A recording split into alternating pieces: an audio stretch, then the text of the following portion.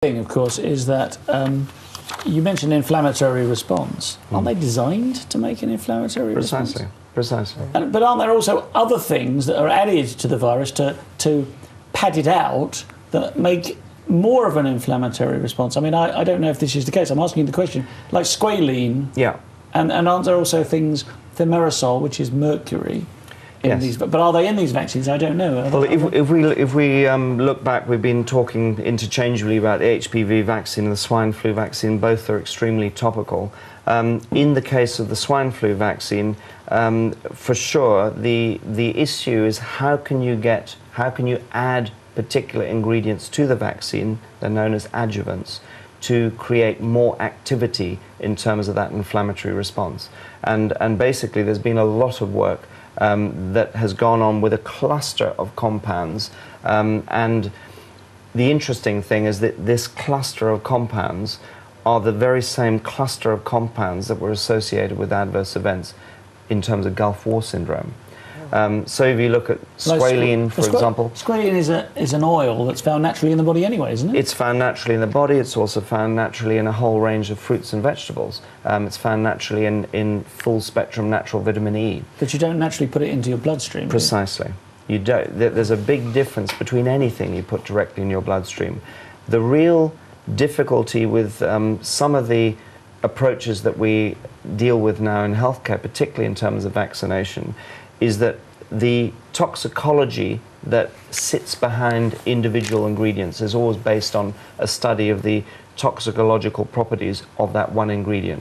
Once you start looking at combinations of mixtures, and you look at basically a fairly closed shop scenario that exists between the regulators, the licensing authority, and the drug companies, the vaccine manufacturers that make these drugs, because the whole issue of data protection and confidentiality of patents is a big thing for these companies.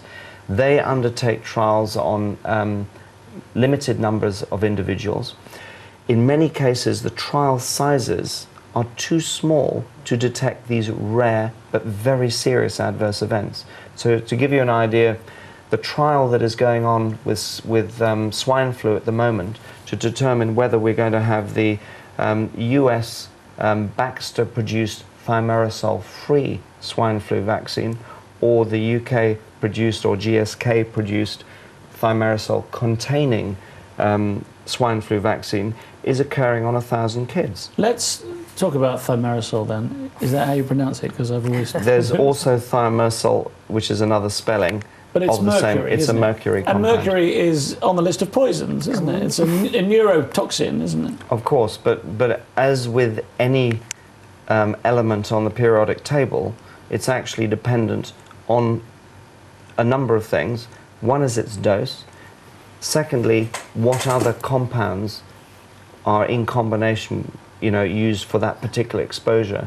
And then thirdly, and very importantly, the individual that is exposed to it, their genotype, their phenotype, their history. And but is there a safe dose of mercury? Would you inject mercury into yourself or your children? Of course I wouldn't inject mercury into me, and I have 6 children, and I've chosen not to vaccinate them. Yeah. They haven't been vaccinated at all? My elder kids, in order to get into certain countries, needed to be vaccinated at a later age, but none of them were vaccinated at all below the age of 5. And one of the big concerns, from my point of view as a biologist, is the sheer issue of chemical load. And there's a greater and greater interest in giving kids babies. Babies, a larger and larger vaccine load, as well as giving them. There's an American pediatric association has declared that all kids over the age of 8 who are obese should be given statins.